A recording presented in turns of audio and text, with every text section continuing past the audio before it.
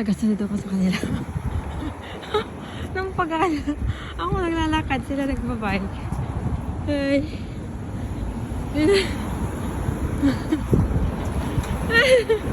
Diyos kong pagkabuhay ito, Richilda.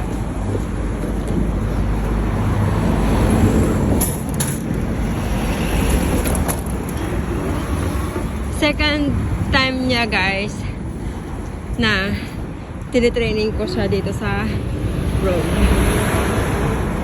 Tapos si kuya niya, yun, pinapasundan ko sa kanya. Yung sabi ko, always keep left. Susundan kung saan ang sasakyan.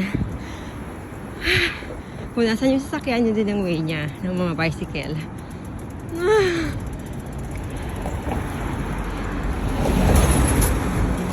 Ay, slow down. Slow down.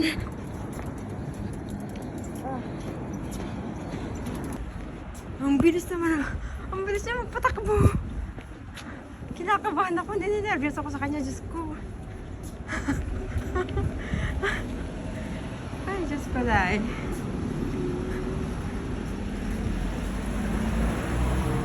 Ano sila?